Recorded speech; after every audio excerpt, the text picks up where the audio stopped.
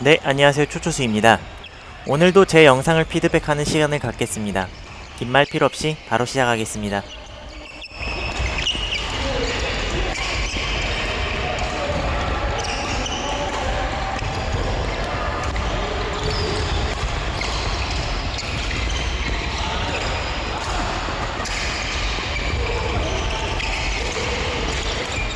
전위에서는 라켓의 스윙을 작게 가져가는 것이 좋습니다. 우리의 반응 속도와 스윙 속도가 수카물조, 이용대가 아닌 이상 우리는 라켓을 들고 백스윙을 최대한 줄여야 합니다. 저렇게 라켓을 셔틀에 붙이고 공을 잡고 있는 상태에서 여유가 있다면 그 다음은 여러가지로 요리를 하면 됩니다. 가장 재미있는 것은 공을 잡아놓고 상대를 유인해서 창출되는 빈 곳을 찌르는 것이죠. 잡아놓은 상태에서 상대가 들어오면 들어온 방향으로 드라이브를, 안 들어오면 정면 스핀 헤어핀이나 대각 헤어핀도 좋습니다. 물론 높이에 따라서 푸시도 가능해집니다.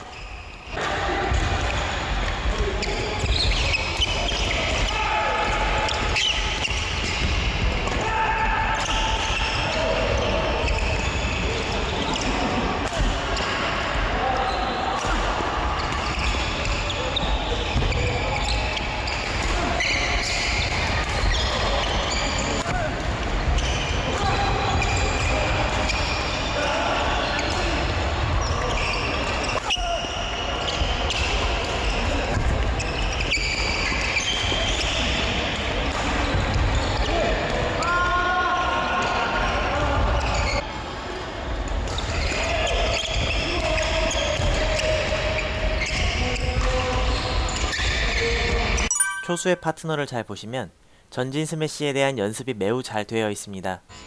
거의 백 바운더리 라인에 떨어지는 공을 코트 밖에까지 한 발 더 나가서 전진하면서 스매시를 칩니다. 이건 위치를 떠나서 아주 좋은 점이라고 생각합니다. 연습이 잘 되어 있는 게 이 다음 스매시도 긴 볼이지만 한 발 더 나갔다가 전진하면서 때리거든요.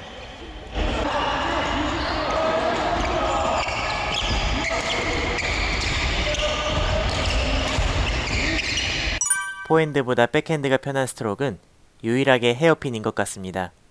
여기에서는 초수가 백핸드 헤어핀에 스핀을 걸고 있는데요. 붕 뜨는 게 보이시죠? 아시다시피 헤어핀이 일정 높이에서는 라켓의 높이에 변화가 없더라도 들어가는 힘에 의해서도 셔틀이 넘어갑니다. 공에 스핀을 걸 때는 셔틀을 타고 갈 높이에서 수평으로 찌르면 되거든요. 그런데 셔틀콕을 넘겨야 한다는 생각에 라켓의 높이가 수평이 아니라 진행 방향으로 살짝 올라가면서 찌릅니다. 이런 경우 라켓의 힘의 방향이 위로도 향하기 때문에 셔틀콕의 스핀은 걸리더라도 높게 뜨게 됩니다. 우리가 헤어핀을 가장 많이 연습해왔던 그 높이에서는 그냥 수평하게 찌르기만 해도 스핀은 아주 잘 걸립니다. 자세한 건 나중에 영상으로 만들어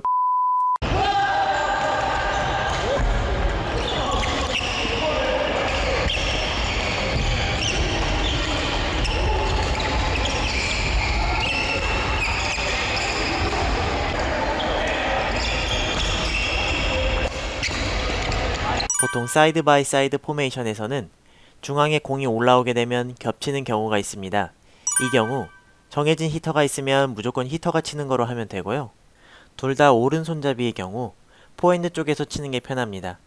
급수 차이가 나는 경우에는 잘 치는 사람이 치게 놔두는 것도 편하고요. 그냥 겹친 상황에서는 알아서 하시면 됩니다. 현재의 상황은 둘 다 마이를 외친 상태였는데요. 이번에는 제가 처리하려고 콜을 여러 번 외쳤습니다.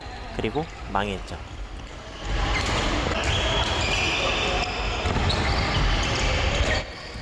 백사이드로 드리븐 형태의 공이 오는 경우에는 왼발을 생략하며 엄청 빠르게 나가는 스텝이 있습니다.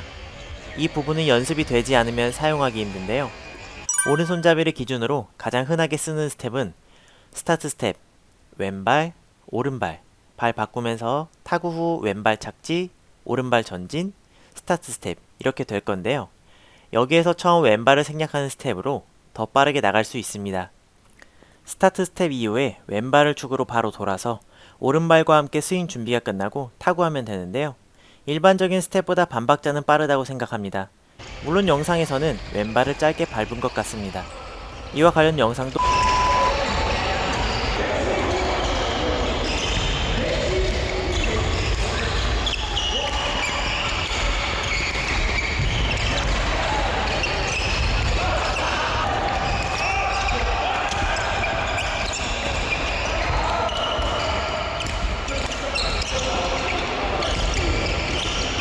전위에서 올라오는 공의 각도와 길이를 보고 우리 편 파트너의 타구 위치를 알아야 합니다. 이 경우에는 길게 사이드로 빠졌기 때문에 전위가 전위와 반대편 후위를 책임져야 하는데요. 너무 후위만 생각하다 보면 전위를 놓치는 경우가 있습니다.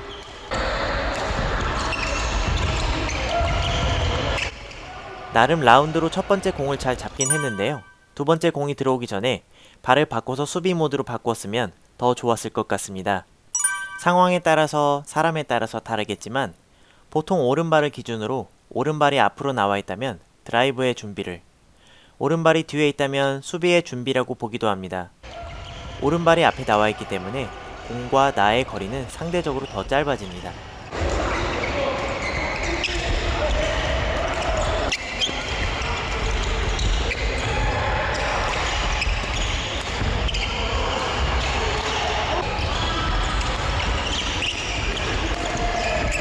오른쪽에서 수비를 할 때 백핸드를 이용해서 공을 대각으로 틀어줄 때는 보통 왼발을 뒤로 빼서 몸을 틀어주기도 합니다.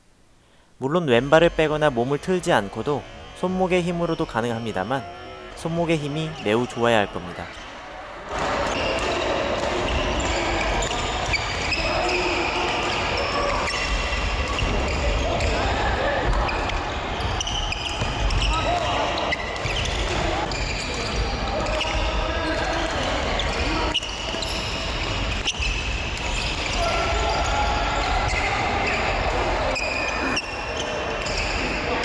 제가 참 싫어하는 상황입니다. 수비는 백핸드로 하고 싶은데 포핸드로 공이 날아옵니다. 포핸드로 잡아야 하는 경우에는 라켓이 돌아나가야 하기 때문에 공이 빠를수록 그냥 건드려서 앞에 붙이는 게 좋습니다. 포핸드 수비를 잘하시는 분들 보면 참 부럽습니다.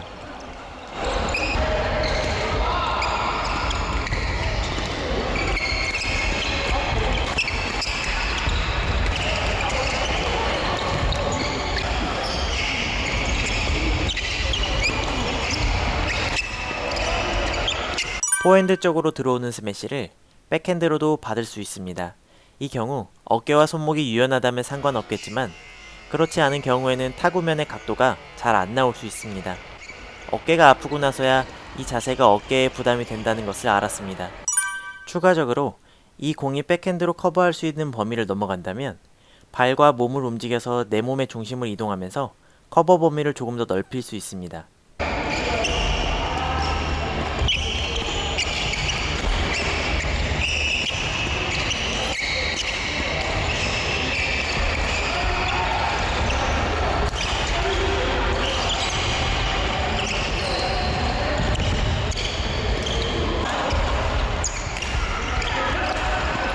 파트너가 서비스, 그리고 제가 그 뒤에서 준비하고 있는 경우에 상대 이중 모션에 속거나 중간볼을 놓치는 경우가 있습니다.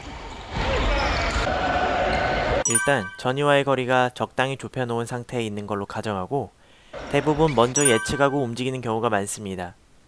영상의 경우 저는 뒤로 물러나는 스텝을 밟았죠. 이렇게 한번 당했다면 반드시 해야 하는 것은 스타트 스텝을 아주 가볍게 밟으면서 그 자리에 눌러놓는 것입니다. 언제든지 튀어나갈 수 있게 약간의 스프링을 눌러놓는 것처럼요. 다리를 눌러놓은 상태에서 공을 보고 움직여도 괜찮습니다. 추가적으로 우리 파트너의 서비스 방향과 상대의 그립법과 일반적인 스윙 각도, 타구 타이밍에 따른 리시브의 방향을 어느 정도 예측할 수 있습니다. 이에 대한 내용은 추후에 다시 이야기하도록 하겠습니다. 우리에게 뜬 공은 후위를 불러들이기 위해서 콜을 하고 콜을 하지 않는다면 몸으로 확실하게 나는 빠지겠다 라는 의사표시를 해줘야 합니다. 만약에 너무 늦었다면 후위에게 최대한 시야를 열어주고 스윙 공간을 만들어주기 위해서 자세를 많이 낮추거나 앞으로 들어가주는 방법도 있지만 추천하지는 않습니다.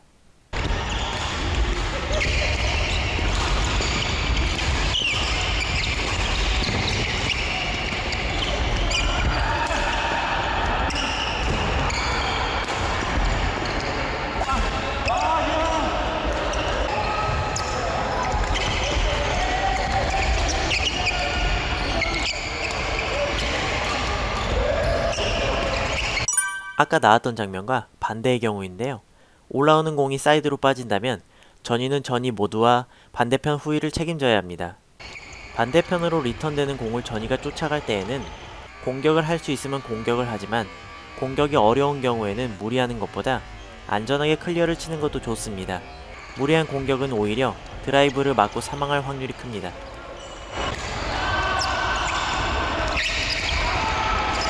스매시의 수비에서도 대각 커트는 공격권을 가져오는데 일조할 수 있습니다. 다만 다른 코스보다 확률이 떨어지는 것은 당연하기 때문에 컨디션에 따라서 팀의 상황에 따라서 성공률이 높은 안전한 플레이를 할 건지 어려운 스킬을 성공해서 이득을 볼 건지 생각을 해야 합니다.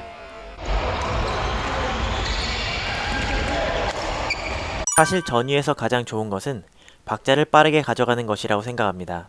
하지만 그것만큼 중요한 것은 잡아놓고 치는 것입니다. 잡아치는 이유와 상황이 정말 많지만 여기에서는 나 푸시 친다, 진짜로 친다 라고 몸으로 말하면서 앞에 커트를 놓는 거죠. 잡아치기든 이중 모션이든 결국 중요한 것은 첫 번째 페이크 모션의 과장이라고 할 수 있습니다. 그 과장으로 인해서 상대의 발을 묶거나 상대를 네트로 끌어들여서 빈 공간을 창출할 수도 있습니다. 하지만 쓸데없이 득점 기회를 날릴 수 있고 빨라진 박자에 급해진 상대에게 여유를 되찾아줄 수도 있으며 오히려 역공을 맞을 수도 있습니다. 기본적으로 빠른 박자의 스트로크가 좋다고 생각하지만 가끔 섞어주는 잡아치기는 많은 도움이 된다고 생각합니다. 초초수였습니다.